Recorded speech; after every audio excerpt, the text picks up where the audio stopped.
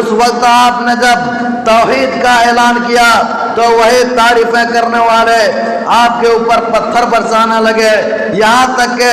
وہ لوگ کہنے لگے کہ اِنَّا لَتَارِكُ آلِهَتِنَا لِشَاعِرٍ مَجْنُونٍ، کیا ہم اپنے معبودوں کو ایک دیوانے شاعر کی بات پر چھوڑ دیں؟ ایسا تو ہرگز نہیں ہو سکتا۔ یہاں تک کہ وہ لوگ کہنے لگے کہ یہ دیوانے ہیں، یہ پاگل ہیں۔ تو میرے بھائیوں، جتنے بھی انبیاء کرام علیہ السلام کو اللہ رب العالمین نے اس کائنات کے اندر مبعوث کیا ہے، ان سب نے اپنی اپنی دعوت کا آغاز اسی توحید سے کیا ہے۔ چنانچہ اللہ تبارک و تعالیٰ فرماتا ہے لَقَدْ أَرْسَلْنَا نُوحًا إِلَىٰ قَوْمِهِ فَقَالَ يَا قَوْمِ اعْبُدُوا اللَّهَ، کہ ہم نے نوح علیہ السلام کو ان کی قوم کی طرف بھیجا۔ فقال، اس نے کہا یا قوم اعبدوا اللہ، اے میری قوم کے لوگوں تم ایک اللہ کی عبادت کرو، ما لکم من الہ غیرہ، اس لیے کہ اس کے سوا تمہارا کوئی معبود نہیں۔ وَإِلَىٰ ثَمُودَ أَخَاهُمْ صَالِحًا، ہم نے قوم ثمود کی طرف ان کے بھائی صالح علیہ السلام کو نبی بنا کر بھیجا۔ ان کا پیغام بھی یہی تھا کہ لوگوں ایک اللہ کی عبادت کرو، اس کے سوا تمہارا کوئی معبود نہیں۔ وَإِلَىٰ عَادٍ أَخَاهُمْ هُودًا، ہم نے قوم عاد کی طرف ان کے بھائی ہود علیہ السلام کو نبی بنا کر بھیجا۔ ان کا پیغام بھی یہی تھا کہ لوگوں ایک اللہ کی عبادت کرو۔ وَإِلَىٰ مَدْيَنَ أَخَاهُمْ شُعَيْبًا، ہم نے قوم مدین کی طرف ان کے بھائی شعیب علیہ السلام کو نبی بنا کر بھیجا۔ ان کا پیغام بھی یہی تھا کہ لوگوں ایک اللہ کی عبادت کرو، ما لکم من الہ غیرہ، اس لیے کہ اس کے سوا تمہارا کوئی معبود نہیں۔ یہاں تک کہ حضرت یوسف علیہ السلام نے جیل میں قید میں اپنے ساتھیوں کو یوں دعوت توحید پیش کی، کہا یا صاحب السجن ارباب متفرقون خیر ام اللہ الواحد القہار ما تعبدون من دونہ الا اسماء سمیتموها انتم وآباؤکم ما انزل اللہ بہا من سلطان ان الحکم الا للہ امر اللہ تعبدوا الا ایاہ ذالک الدین القیم ولکن اکثر الناس لا یعلمون۔ کہا کہ اے میرے قید کے ساتھیوں، کیا کئی مختلف معبود بہتر ہیں یا اکیلا اللہ جو سب پر غالب ہے، اور ان کے سوا جن کی تم پوجا پاٹ کر رہے ہو وہ سب نام ہی نام کے ہیں جو تم نے اور تمہارے باپ داداؤں نے خود ہی گھڑ لیے ہیں۔ اللہ نے ان کے لیے کوئی دلیل نازل نہیں فرمائی، فرمان وائی تو صرف اللہ تعالیٰ کی ہے، اس لیے تم سب اللہ ہی کی عبادت کرو۔ وَلَٰكِنَّ أَكْثَرَ النَّاسِ لَا يَعْلَمُونَ، لیکن اکثر لوگ نہیں جانتے۔ تو میرے بھائیوں، چند انبیاء کرام علیہ السلام کا ذکر ہم نے بطور مثال پیش کیا، ورنہ تمام انبیاء و رسول علیہ السلام اسی دعوت پر متفق تھے، جیسا کہ اللہ تبارک و تعالیٰ کا فرمان ہے وَمَا أَرْسَلْنَا مِن قَبْلِكَ مِن رَّسُولٍ إِلَّا نُوحِي إِلَيْهِ أَنَّهُ لَا إِلَٰهَ إِلَّا أَنَا فَاعْبُدُونِ، کہ ہم نے آپ سے پہلے جتنے بھی رسول بھیجے ہیں ان سب پر یہی وحی نازل کی کہ تم سب جو ہے میری ہی عبادت کرو، اس لیے میرے سوا تمہارا کوئی معبود نہیں ہے۔ تو میرے بھائیوں، اب آئیے جس اللہ کو ہم خالق و مالک اور رازق کائنات سمجھتے ہیں، اسی اللہ کو اللہ کی عبادت جو ہے ازحد ضروری ہے، اس لیے کہ جب اللہ رب العالمین نے ہمیں پیدا کیا، اللہ رب العالمین ہمارا روزی رساں ہے، اللہ رب العالمین نے ہر ضروریات کو جو ہے پورے کیا، اور جب عبادت کا وقت آئے تو غیر اللہ کو یہ کتنی بڑی بے غیرتی کی بات ہے۔ تو میرے بھائیوں، اللہ رب العالمین نے کہا کہ اللہ الذی خلقکم ثم رزقکم ثم یمیتکم ثم یحییکم هل من شرکائکم من یفعل من ذلکم من شیء سبحانہ وتعالی عما یشرکون۔ اللہ تبارک و تعالیٰ نے کہا کہ اللہ ہی تو ہے جس نے تمہیں پیدا کیا اور پھر تمہیں مارے گا پھر تمہیں زندہ کرے گا، تو کیا ان شرکاؤں میں سے کوئی شریک ایسا ہے جو ان کاموں میں سے کوئی کام کرتا ہو؟ اللہ تعالیٰ کے سوا کوئی معبود برحق نہیں۔ تو ہم اور آپ کو چاہیے کہ اللہ رب العالمین کی خالص اللہ کی عبادت کریں اور نفع اور نقصان کا مالک صرف اللہ کو جانیں، اس لیے کہ ہمارا اس کائنات کو جب پیدا کرنے میں اللہ کی کوئی جو ہے شریک نہیں، کوئی شرکت نہیں، تو پھر عبادت بھی اسی کی ہونی چاہیے۔ اس لیے اللہ رب العالمین نے قرآن کریم کے اندر معبودان باطلہ کی بے بسی کو اس انداز سے بیان فرمایا ہے کہ وہ ایک مکھی تک پیدا نہیں کر سکتے، لہذا جو اس قدر عاجز ہیں کہ ایک چھوٹا سا پرندہ بھی پیدا نہیں کر سکتے، تو معبود کیسے ہو سکتے ہیں؟ اللہ تبارک و تعالیٰ فرماتا ہے یا ایھا الناس ضرب مثل فاستمعوا له ان الذين تدعون من دون الله لن يخلقوا ذبابا ولو استمعوا له وان يسلبهم الذباب شيئا لا يستنقذوه منه ضعف الطالب والمطلوب۔ اللہ تبارک و تعالیٰ سورہ حج کے اندر ارشاد فرماتا ہے کہ لوگوں ایک مثال بیان کی جا رہی ہے، ذرا کان لگا کر سن لو، اللہ کے سوا جن کو تم پکارتے ہو لن یخلقوا ذبابا، وہ ایک مکھی تک پیدا نہیں کر سکتے۔ پھر کہا کہ پیدا کرنا تو دور کی بات ہے، وَإِن يَسْلُبْهُمُ الذُّبَابُ شَيْئًا، تم جو مٹھائیاں چڑھاتے ہو مزاروں پہ جا کر کے، وہ اگر مکھی تھوڑا سا لے کر کے اڑ جائے تو کہا کہ لا يستنقذوه، تم اسے واپس نہیں لا سکتے۔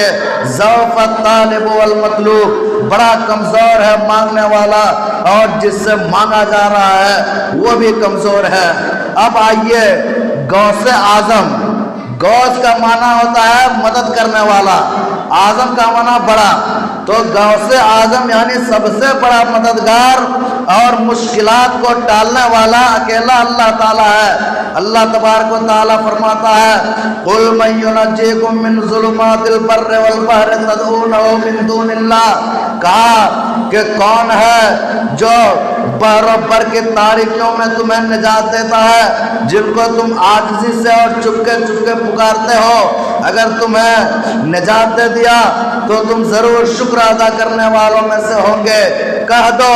کہ اللہ ہی ہے جو تمہیں ہر شدت اور مصیبت سے نجات دیتا ہے، پھر بھی تم اس کا شریک بناتے ہو۔ اسی طرح سے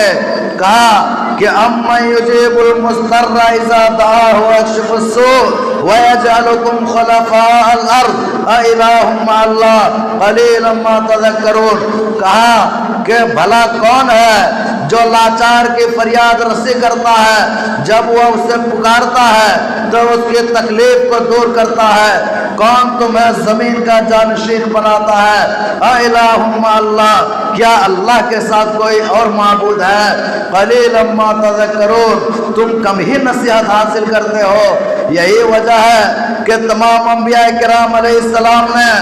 مشکلات میں اپنے رب کو پکارا، جیسا کہ حضرت ایوب علیہ السلام کے بارے میں اللہ تبارک و تعالیٰ فرماتا ہے وَأَيُّوبَ إِذْ نَادَىٰ رَبَّهُ أَنِّي مَسَّنِيَ الضُّرُّ وَأَنتَ أَرْحَمُ الرَّاحِمِينَ۔ یاد کرو ایوب علیہ السلام کو بیماری کی حالت میں، یہاں تک کہ 18 سال تک بیمار رہے، جسم کے اندر کیڑے پڑ گئے تھے، ایک ایک کیڑا اگر زمین پر گرتا تو اس کیڑے کو اٹھا کر کے اپنے جسم میں لے لیتے اور کہتے کہ تمہاری روزی اللہ نے میرے جسم میں رکھا ہے۔ لیکن جب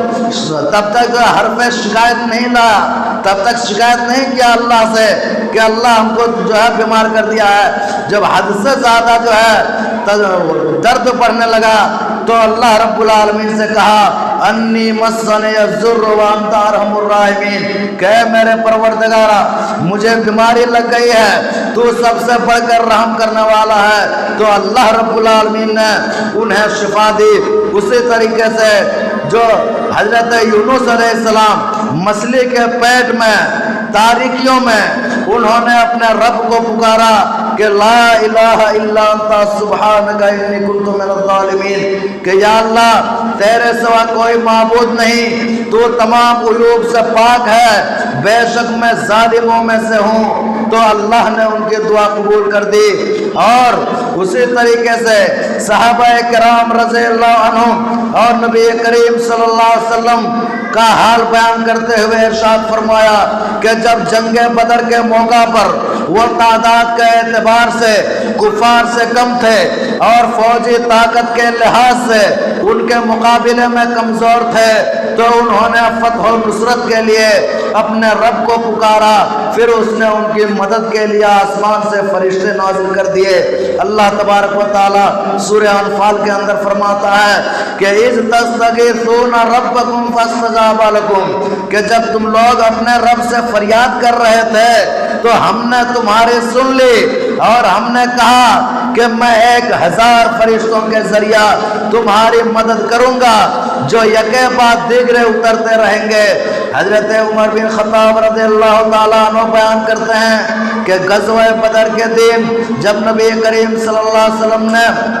देखा कि मुश्रिकीन की तादाद 1000 है और सहाबाए किराम रज़ियल्लाहु अन्हुम सिर्फ 319 हैं, तो किबला रुख होकर आपने हाथ उठाए और दुआ शुरू कर दी, अल्लाहुम्मा अंजिज़ली मा वअदतनी, अल्लाहुम्मा आति मा वअदतनी, अल्लाहुम्मा इन तहलिक हाज़िहिल इसाबतु मिन अहलिल इस्लाम ला तुअबद फिल अर्ज़। कहा कि या अल्लाह आपने जो वादा किया वो पूरा फरमा और वह चीज़ अता कर जिसका तूने मुझसे वादा किया। या अल्लाह अगर मुसलमानों की ये जमात हलाक हो गई तो तेरी ज़मीन पर इबादत करने वाला कोई नहीं रहेगा। मुसलसल दुआ करते रहे यहाँ तक के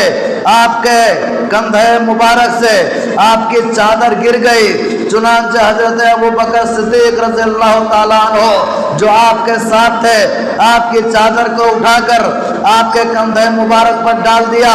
और आप सल्लल्लाहु अलैहि वसल्लम से चिमट गए और कहा, ए अल्लाह के नबी बस कीजिए, यकीनन अल्लाह ताला अपना वादा पूरा करेगा। उसके बाद ये आयत उतार दी जो अभी हमने जिक्र की, मुस्लिम शरीफ की रिवायत है। तो मेरे भाइयों, हम और आपको चाहिए कि मुश्किलात में जो है अल्लाह रब्बुल आलमीन ही को पुकारें, लेकिन आज हमारा रवैया ये है कि आज जो है छोटी मोटी मजबूरियों में हम जो है मज़ारों पे खानकाहों पे रुक कर लेते हैं। छोटी सी अगर थोड़ी बहुत परेशानी होती है तो हम ना जाने कहाँ कहाँ चले जाते हैं। जबकि जो है नबी करीम सल्लल्लाहु अलैहि वसल्लम से एक आदमी ने सवाल किया कि मुझे तौहीद किसको कहते हैं, 2 लफ्ज़ों में बता दीजिए। तो कहा, इज़ा सअल्ता फस्अलिल्लाह, जब तुम सवाल करो, जब सवाल के लिए मुंह खोलो तो अल्लाह रब्बुल आलमीन से सवाल करो। वइज़ा इस्तअनता फस्तईन बिल्लाह, और जब भी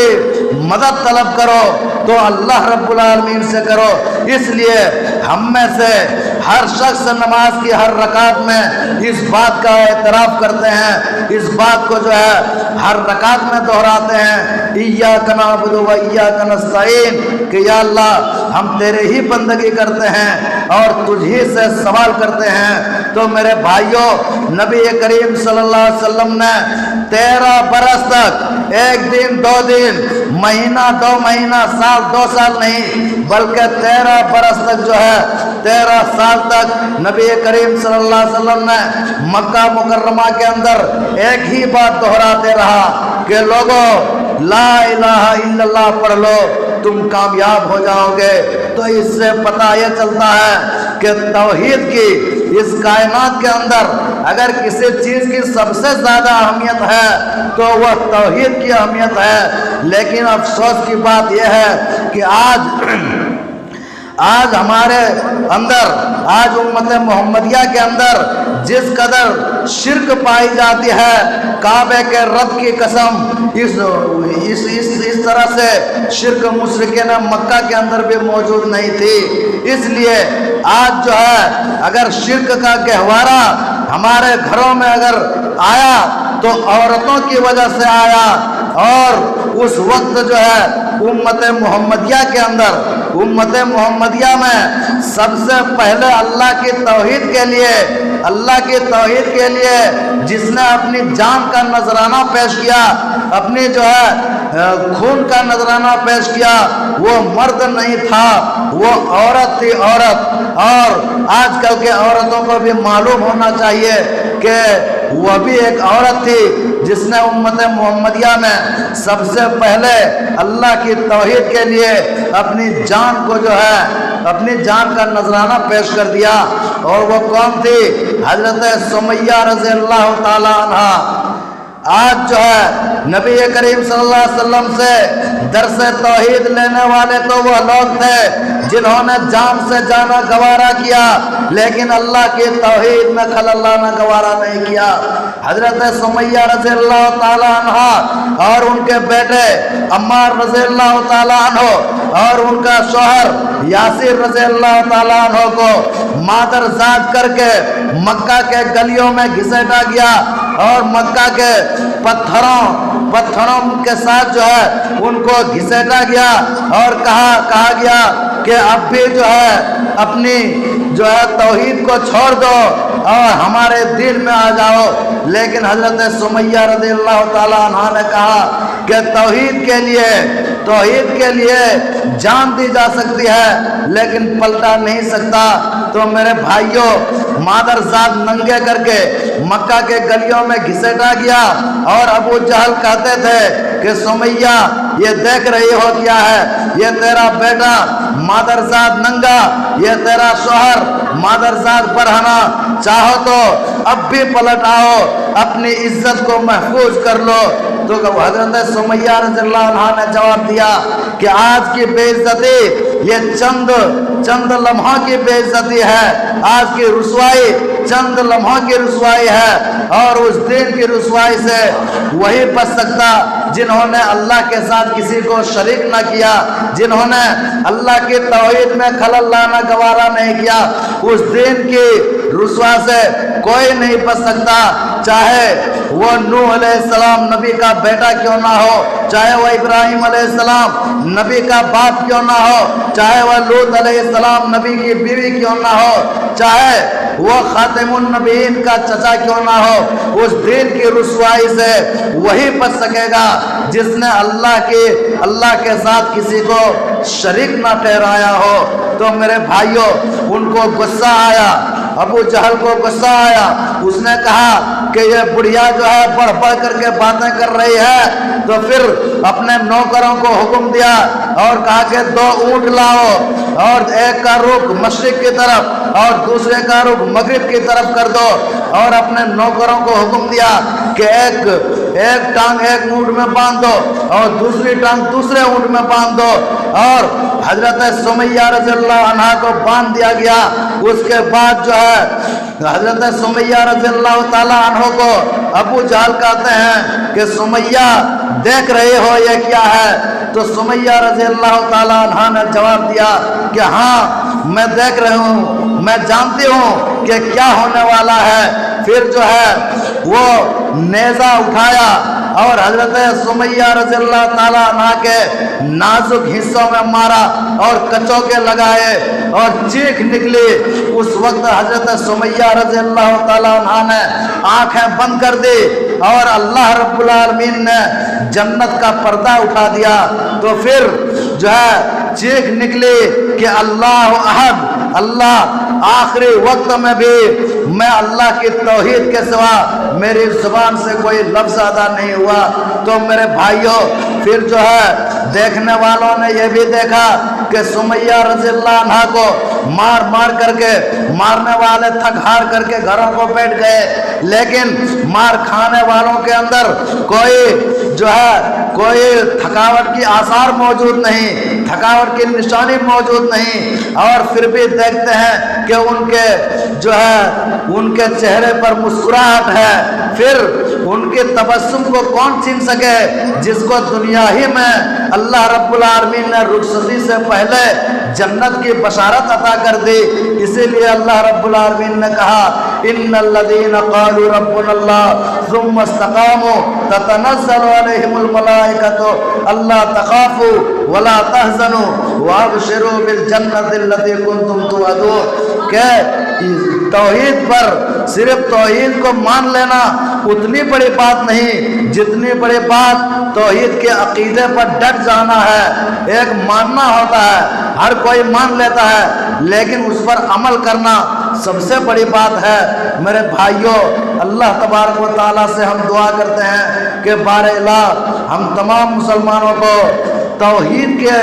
عقیدے کو سمجھنے کی توفیق عطا فرما۔ اللہ رب العالمین